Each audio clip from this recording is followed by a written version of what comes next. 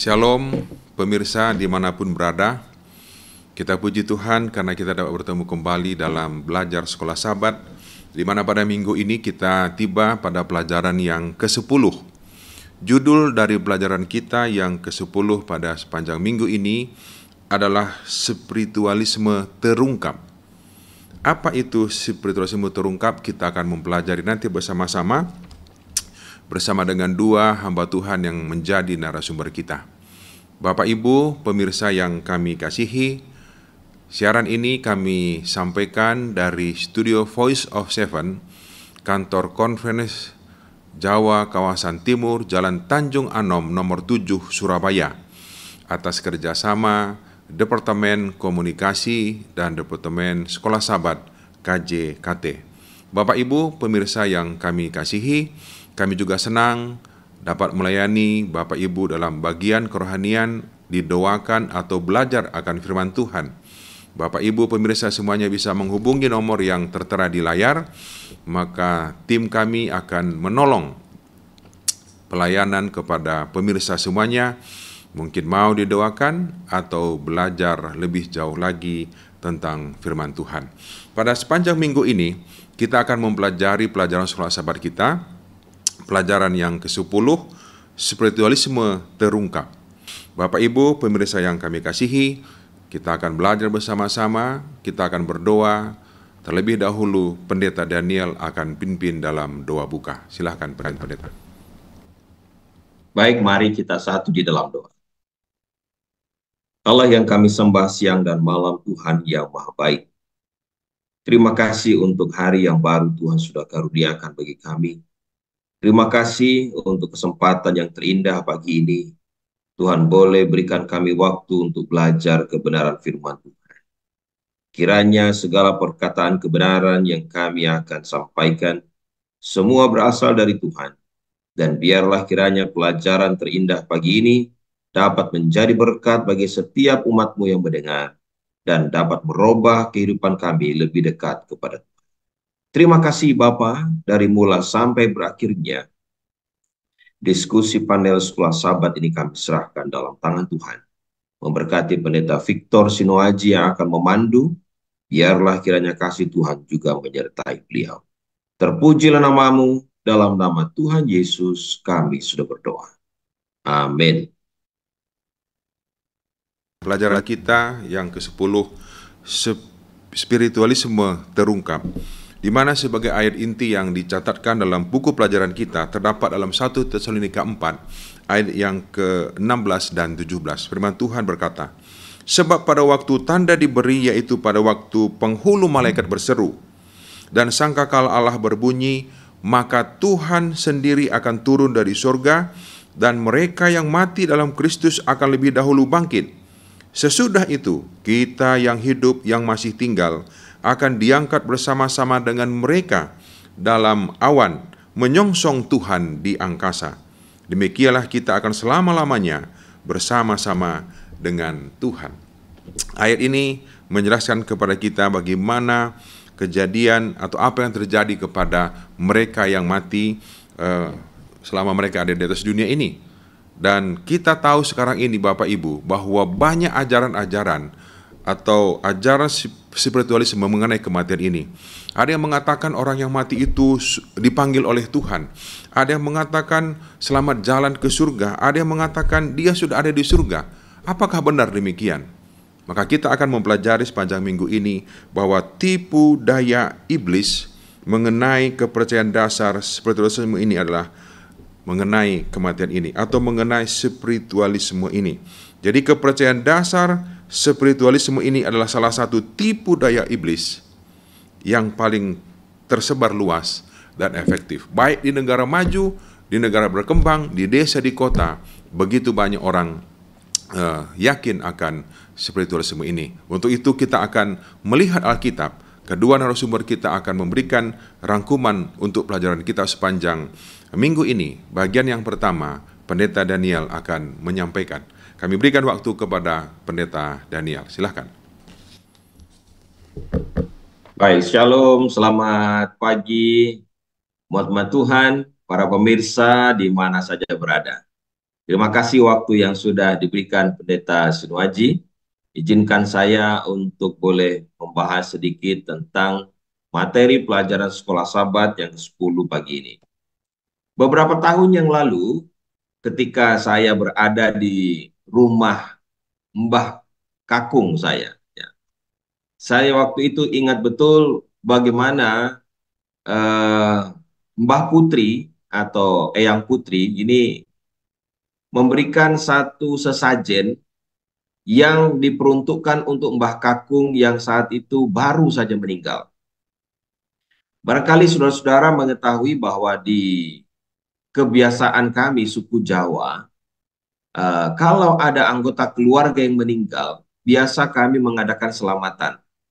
Dan kalau itu sudah lewat 7 hari, 40 hari, sampai 1000 hari, ya, biasanya itu akan lebih banyak yang diundang.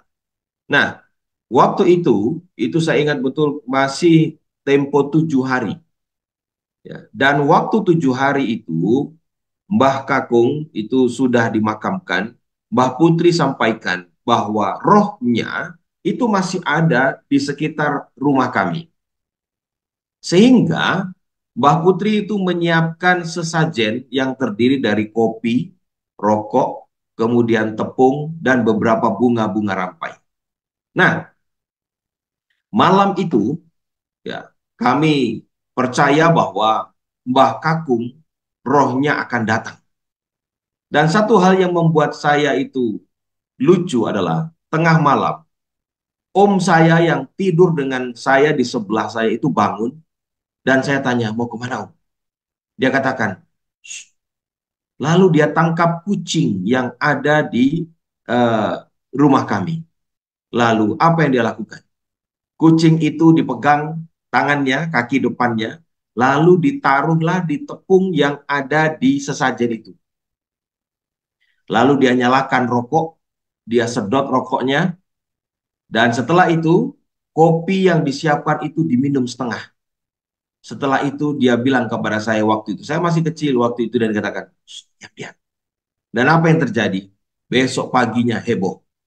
Karena seluruh keluarga dari Eyang Putri saya itu bukan Advent, ya, dari yang lain. Mereka sangat terkejut ketika melihat sesajen itu sudah rupanya seperti itu. Oh le, delon ki le, mbahmu teko mah bengi le. Artinya, lihat ini, nak, tadi malam mbah kakungmu masuk ke rumah ini, dia datang ke rumah ini. Jadi saya dengan om saya di kamar ketawa cekikikan. Kenapa? Karena Mbah Putri percaya betul bahwa Mbah Kakung telah pulang malam ini. Jadi inilah kepercayaan yang dihadapi oleh begitu banyak manusia saat ini. Hampir semua denominasi agama percaya bahwa orang mati itu hanya jasadnya atau tubuhnya yang terbaring di kuburan. Namun rohnya masih tetap hidup. Rohnya masih ada di rumah katanya. Dan di sekitaran rumah. Bahkan sampai 40 hari. Mereka percaya bahwa roh orang mati itu kekal. Roh itu tidak bisa mati. Jadi mereka percaya bahwa orang yang mati itu hanya mati secara badani, tetapi rohnya tetap hidup, tetap ada, bahkan sampai selama-lamanya. Itulah sebabnya bagi sebagian orang yang percaya, orang-orang mati itu masih bisa diajak berkomunikasi. Mereka biasa menggunakan jasa dukun, cenayang, atau orang-orang lain yang memiliki kemampuan spiritual yang mereka anggap tinggi. Mereka bisa menyambungkan dunia orang yang hidup dengan dunia orang yang mati. Tidak heran saudara-saudara, saudara-saudara yang percaya kepada hal yang semacam ini, mereka menggantungkan keselamatan mereka kepada orang-orang yang sudah mati. Saya ingat betul beberapa tahun yang lalu juga, hal yang sama terjadi. Ketika seorang yang baru dibaptis dari golongan yang lain, dia mengajak saya datang ke makam mbahnya waktu itu. Malam jam 9 malam kami datang. Saya tanya, mau apa? Dia bilang, saya mau pamitan kepada mbah saya. Bayangkan kami datang malam-malam ke makam. Dan kemudian saya bersama dengan saudara kita ini lalu menyalakan dupa dan dia ngobrol di kuburan dengan orang ini. Ya, dengan almarhum mbahnya, leluhurnya. Bayangkan saudara-saudara kekasih dalam Tuhan. Bukan cuma satu dua orang yang percaya. Banyak sekali orang yang percaya dengan hal ini. Nah, ini menunjukkan betapa pengaruh kuasa kegelapan itu sangat luar biasa. Iblis memberikan satu pemahaman yang sangat hebat seperti ini, agar manusia tertipu oleh tipu dayanya. Saya percaya saudara-saudara, kita semua mengalami hal yang sama di sekitar kita. Ada mungkin tetangga kita, kanan kiri kita, teman-teman kita yang mengalami hal yang sama dengan yang dialami oleh teman saya tadi. Nah, saudara yang kasih dalam Tuhan, di dalam Kejadian pasal 3 ayat yang keempat, ketika manusia pertama digoda oleh iblis, setan memberikan satu janji bahwa ketika mereka makan buah yang dilarang itu, iblis katakan, sekali-kali kamu tidak akan mati. Inilah yang menjadi dasar mengapa banyak sekali orang yang percaya bahwa orang yang mati, rohnya tidak mati. Jadi pagi ini kita akan belajar bagaimana pengaruh jahat setan ini membuat begitu banyak orang tersesat. Teori kebanggaan jiwa atau kekekalan jiwa adalah salah satu doktrin palsu yang diambil Roma dari kekafiran yang kemudian dimasukkan ke dalam agama kekristenan. Hal ini diadopsi dari pemahaman orang-orang kafir di masa yang lalu masuk ke dalam gereja Kristen.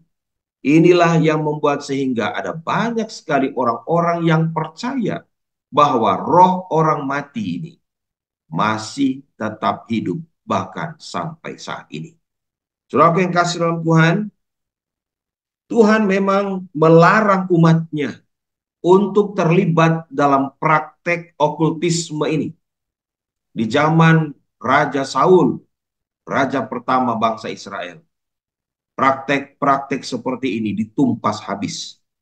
Begitu banyak dukun-dukun ahli sihir yang telah mempraktekkan hal-hal ini ditumpas habis oleh Saul.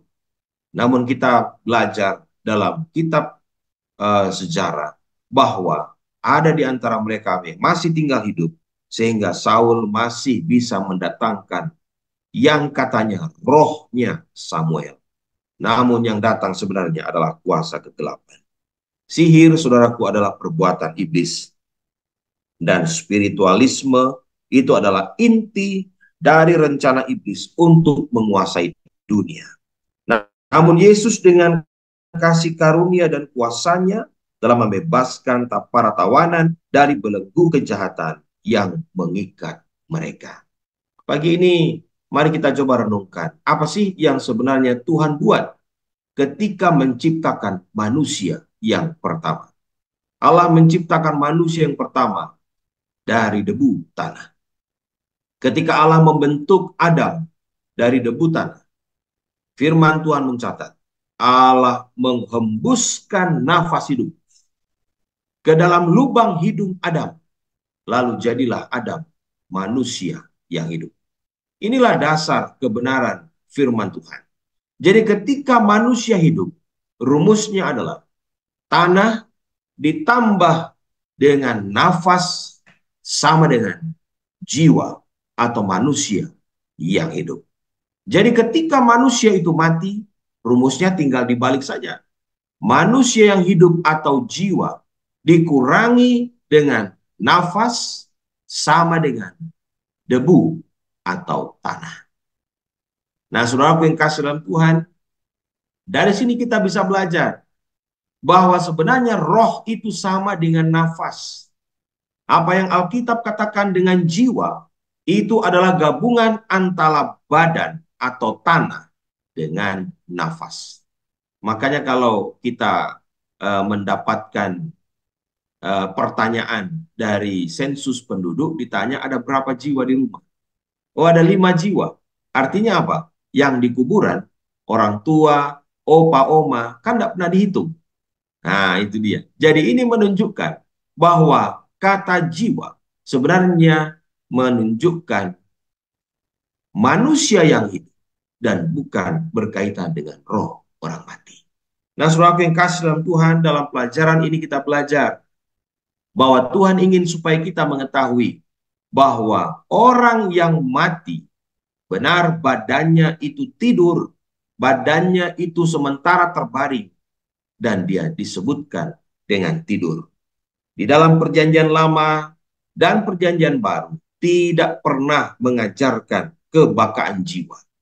Jadi jiwa orang mati itu atau yang disebutkan dengan roh orang mati itu tidak pernah gentayangan. Dengan cerita yang saya sampaikan di awal tadi, orang yang mati itu tidak kemana-mana. Dia masih tidur di tanah sampai Tuhan datang yang kedua nanti. Makanya di dalam Mazmur pasal 76 ayatnya yang ke-6 disebutkan bahwa mati itu sama dengan tidur terakhir. Gagasan bahwa orang mati adalah roh-roh yang tak berwujud, yang melayang-layang untuk berkomunikasi dengan orang yang masih hidup, sama sekali bukan konsep Alkitabiah, melainkan paganisme murni. Inilah yang harus dipahami oleh setiap umat Tuhan. Setan mau menipu manusia, dan dia mau memberikan gambaran bahwa manusia tidak memerlukan Tuhan. Kenapa setan mengembuskan paham ini? Karena dia mau manusia percaya bahwa kita manusia tidak memerlukan Tuhan. Manusia bisa hidup selamanya. Roh orang yang mati itu tidak pernah mati. Mereka diberikan sebuah keyakinan bahwa hanya tubuh saja yang mati. Namun roh itu tetap hidup selama-lamanya. Makanya orang yang mati di setiap rumah-rumah duka selalu ada krans bunga, bukan? Dan dikatakan di situ bahwa orang-orang yang mati ini sudah berpindah dari dunia ke sorga. Dan mereka yang jahat dikatakan langsung dihukum di neraka untuk masa kekekalan. Semua itu tidak berdasarkan dengan firman Tuhan. Jadi firman Tuhan dengan jelas menyatakan bahwa orang yang mati itu adalah tidur menunggu saat ketika Yesus Kristus datang yang kedua kali. Kematian adalah istirahat dalam tidur sampai kebangkitan. Dan kita belajar di dalam perjanjian baru bahwa kematian akan ada akhirnya. Kematian yang pertama yang disebutkan dengan tidur itu akan dibangunkan atau dibangkitkan kembali pada saat Yesus datang yang kedua kali. Makanya di dalam kitab suci disebutkan sampai 53 kali bahwa kata tidur itu disamakan dengan kematian. Nah, kalau seseorang yang mati di kematian pertama ini tidur, maka dia harus bangun. Kapankah saat dia bangun? Yaitu pada saat Yesus datang yang kedua kali. Jadi saudaraku yang kasih dalam Tuhan, kematian yang pertama masih akan dibangunkan di kebangkitan yang pertama. Dan itulah sebabnya setelah Yesus datang yang kedua kali, akan ada nanti kebangkitan yang kedua. Dan disitulah akan terjadi kematian yang kedua, di mana manusia tidak akan lagi dibangkitkan. Makanya kenapa kita perlu belajar ini, supaya setan tidak menyesatkan kita. Ingat, tujuan iblis adalah untuk menjauhkan kita dari pengharapan itu. Tujuan iblis adalah untuk mencekoki pikiran kita dengan pemahaman yang satu, yaitu manusia tidak memerlukan juru selamat. Karena manusia akan hidup selama-lamanya. Rohnya akan hidup selama-lamanya. Jasadnya saja yang mati. Lihat, banyak manusia sekarang percaya itu. dan kita harus kembali kepada Alkitab supaya kita tidak disesatkan. Saya kira demikian, Pendeta Victor. Penjelasan yang begitu bagus untuk pelajaran kita pada saat ini, itu spiritualisme yang bagaimana sering menipu kita oleh ajaran-ajaran tentang kematian ini.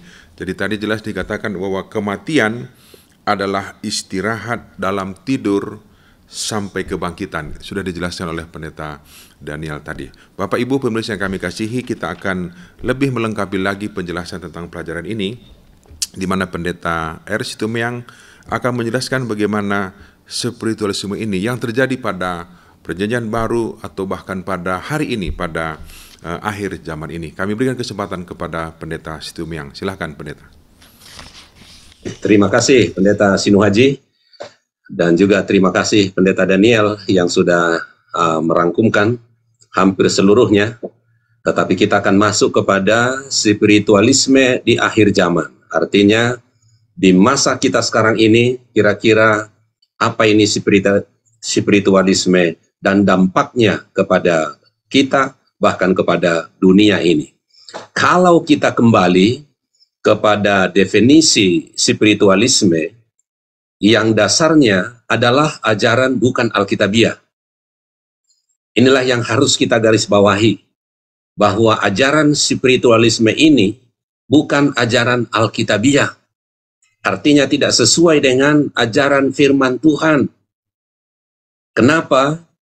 Karena ajaran spiritualisme ini mengajarkan tentang kebakaan jiwa, dan itu adalah suatu kebohongan yang menyatakan bahwa orang yang telah meninggal tidak benar-benar mati.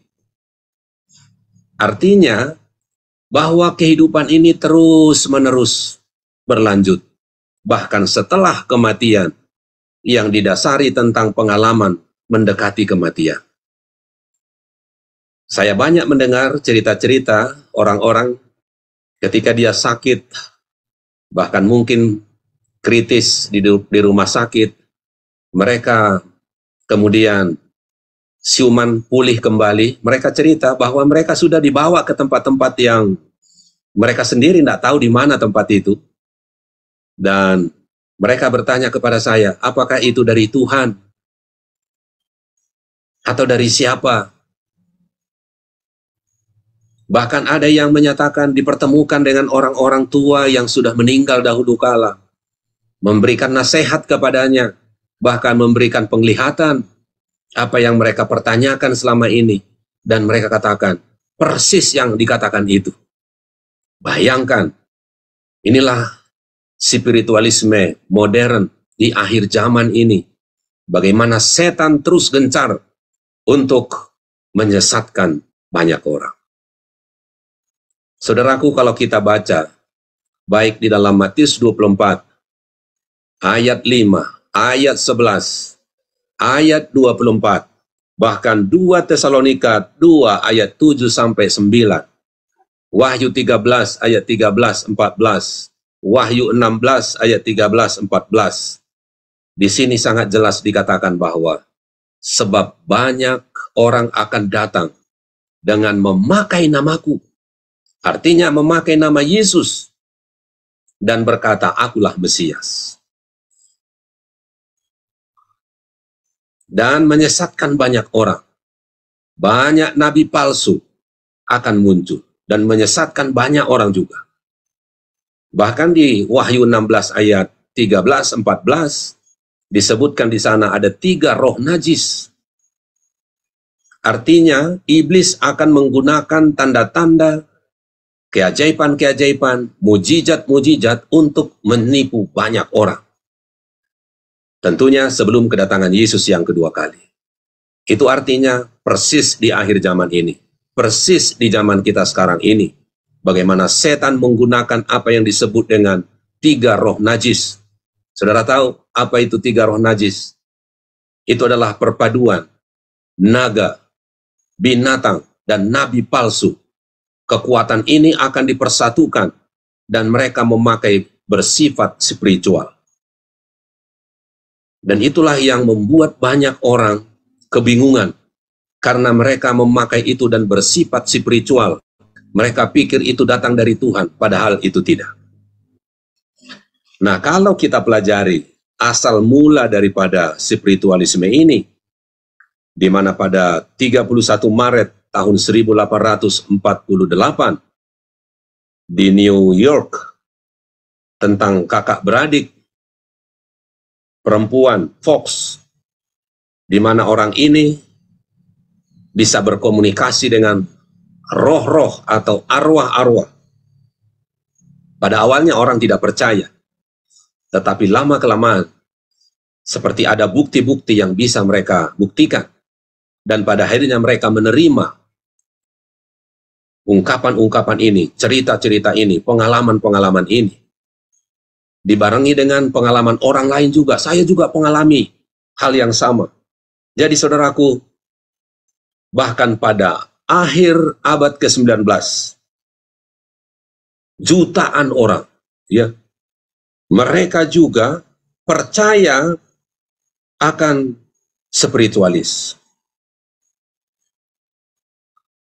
Dan spiritualisme mengajarkan bahwa manusia adalah inkarnasi dan reinkarnasi dari roh-roh abadi. Semakin disesatkan, saudara-saudara. Begitulah cara setan membuat kebohongannya, penyesatannya, seperti pendeta Daniel katakan tadi, bahwa dia menipu, dia menyesatkan, bahkan dia mencoba untuk pada akhirnya nanti spiritualisme di akhir zaman ini menekankan tentang bahwa upaya-upaya ini setan akan lakukan. Dia akan masuk melalui raja-raja, kalau dahulu melalui nabi-nabi palsu, dan kemudian dia akan pergi ke raja-raja, dan pada akhirnya nanti roh-roh iblis ini, ya, dia akan berpura-pura sebagai Kristus sendiri. Dan pada puncaknya nanti, bahwa setan sendiri akan mengambil rupa seperti rupa Kristus. Lihat saudaraku, penyesatan itu begitu luar biasa, khususnya di akhir zaman ini. Kenapa? Karena iblis tahu waktunya sudah dekat. Kedatangan Yesus sudah dekat. Dan inilah yang mempengaruhi banyak gereja-gereja, agama-agama, di mana mereka tidak menyadari bahwa setan telah menipu banyak orang. Kita bersyukur, salah satu ajaran dasar gereja Masehi Advent hari ke-7 memanggil orang-orang untuk menolak kepercayaan spiritualisme ini, menolak ajaran kafir ini, tentang kebakaan jiwa ini. Dan kita bersyukur, Yesus sendiri yang akan membantu kita untuk memahami lebih banyak lagi. Oleh sebab itu, penekanan pelajaran sekolah sahabat kita bahwa sandarkan kepercayaanmu kepada Yesus dan kepada ajaran Alkitab yang sebenarnya. Dengan demikian kita aman terhadap penyesatan spiritualisme di akhir zaman ini. Saya kira itu yang boleh saya uraikan. Tuhan memberkati. Pemirsa yang kami kasihi, kita sudah mendengarkan dari kedua narasumber hamba Tuhan yang telah menyampaikan tadi bagaimana mengenai spiritualisme ini. Saya ingin membacakan apa yang ada dalam buku pelajaran kita, bahwa semua yang imannya tidak dialaskan dengan teguh di atas firman Allah akan tertipu dan dikalahkan. Setan akan melakukan berbagai cara untuk menipu manusia, menipu saudara dan menipu saya. Tetapi bila mana kita beralaskan, belajar, mendalami akan firman Tuhan, maka kita akan menemukan satu ajaran yang benar dan setan tidak dapat akan menipu kita. Tetapi kita akan menang melawan tipuan itu. Kiranya apa yang telah disampaikan pada pertemuan kali ini oleh kedua hamba Tuhan, Pendeta Daniel dan Pendeta Situmiang, dapat menjadi berkat bagi kita semuanya. Terima kasih Pendeta Daniel dan terima kasih Pendeta Situmiang atas pelajaran yang begitu bagus yang dibagikan dalam diskusi kita untuk pelajaran sekolah sahabat, pelajaran yang ke-10 mengenai spiritualisme terungkap, dan Tuhan memberkati kita semuanya. Pemirsa, kita akan menutup pelajaran sekolah sahabat ini dengan doa tutup yang akan dibawakan oleh Pendeta Situmiang. Silahkan Pendeta. Mari kita satu hati untuk berdoa. Bapa di sorga, terima kasih Tuhan telah mengungkapkan satu rahasia spiritualisme yang telah merebak di atas dunia ini. Tentunya iblis adalah dalangnya yang memulainya. Tapi kami bersyukur pada penjelasan pada pelajaran sekolah sahabat kami, pelajaran ke-10 ini, boleh menambah wawasan rohani kami dan menyadari bahwa betapa hebatnya kuasa penipuan ini di atas dunia ini. Tapi kami memiliki satu prinsip, bila mana kami berpegang teguh kepada Yesus dan firman-Nya, sesuai dengan firman yang Tuhan berikan, maka kami akan bertahan sampai pada kesudahannya. Tolong kami Tuhan, agar melalui pelajaran ini, kami akan dikuatkan, kami akan diberkati, iman kami semakin bertumbuh, dan kesetiaan kami kepada Tuhan akan semakin lebih baik dari waktu ke waktu, sekaligus mempersiapkan kami umat-umat-Mu bagi kedatangan-Mu yang tidak lama lagi. Dalam nama Yesus kami berdoa. Amin. Amin. Amin. Terima kasih Pendeta Stemeyang dan Pendeta Daniel. Terima kasih pemirsa semuanya, dan kita bertemu kembali minggu yang akan datang untuk pelajaran selanjutnya. Tuhan memberkati kita semuanya. Terima kasih.